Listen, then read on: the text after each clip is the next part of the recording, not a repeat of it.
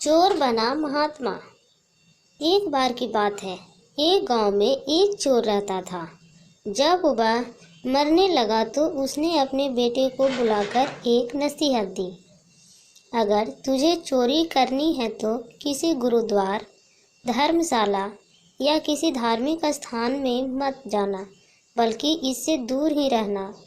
और दूसरी बात, अगर कभी पकड़े जाओ तो यह मत स्वीकार करना कि तुमने चोरी की है, चाहे कितनी भी सख्त मार पड़े। चोर के लड़के ने कहा, सत्य वचन। इतना कहकर वह चोर मर गया और उसका लड़का रोज रात को चोरी करता रहा। एक बार उस लड़के ने चोरी करने के लिए किसी घर के ताले तोड़े, लेकिन घर वाले जाग गए और उन्होंने शोर मचा दिया। आगे पहरेदार खड़े थे।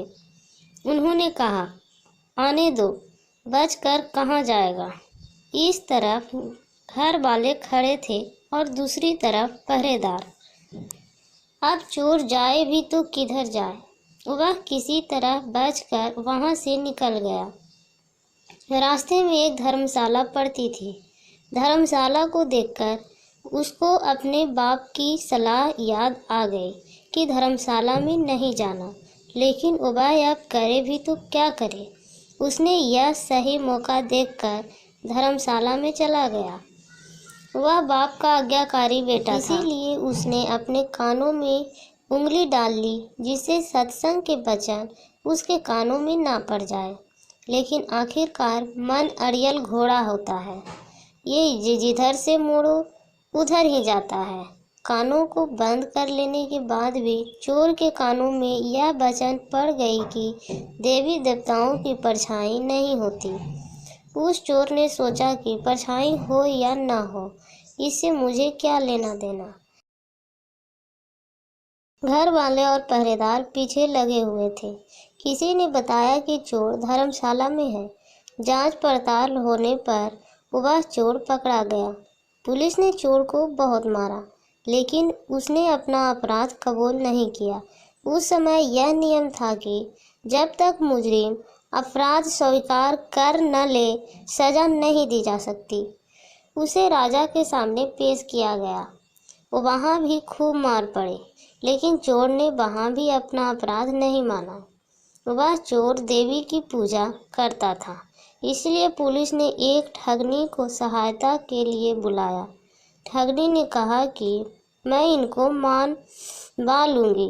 इससे देवी का रूप भर कर 2 नकली बाहें लगाई, चारों हाथों में 4 मशाल जलाई और नकली शेर की सवारी की। क्योंकि वह पुलिस के साथ मिली हुई थी, इसीलिए जब वह आई तो उसके कहने पर जेल के दरवाजे कड़क कड़क कर खुल गए। जब कोई आदमी किसी मुसीबत में फंस जाता है तो अक्सर अपने इष्ट देव को याद करता है। इसीलिए चोर भी देवी की याद में बैठा हुआ था कि अचानक दरवाज़ा खुल गया और अंधेरे कमरे में एकदम रोशनी हो गई।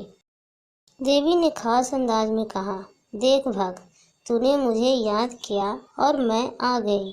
तूने बड़ा अच्छा किया कि तूने अपना अपराध स्वीकार नहीं किया।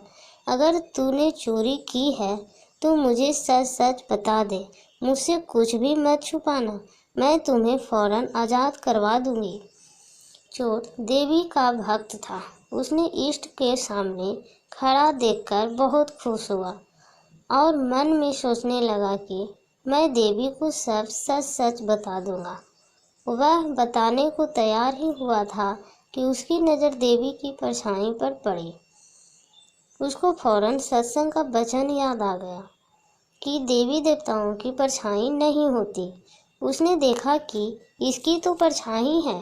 वह समझ गया कि यह देवी नहीं, बल्कि मेरा साथ कोई धोखा हो रहा है। वह सच कहते कहते रुक गया और बोला, माँ, मैंने चोरी नहीं की। अगर मैंने चोरी की होती तो क्या आपको पता नहीं होता? जेल के कमरे में बाहर बैठे हुए पहरेदार चोर और ठगनी की बातचीत नोट कर रहे थे। उनको और ठगने को विश्वास हो गया कि यह चोर नहीं है। अगले दिन उसने राजा से कह दिया कि यह चोर नहीं है। राजा ने उसको आज़ाद कर दिया। जब चोर आज़ाद हो गया तो सोचने लगा कि सत्संग का एक वचन सुनकर मैं जेल से छूट गया हूँ। अगर मैं अपनी सारी जिंदगी सत्संग सुनने में लगाऊं तो मेरा तो जीवन ही बदल जाएगा। वह अब प्रतिदिन सत्संग में जाने लगा और चोरी का धंधा छोड़कर महात्मा बन गया।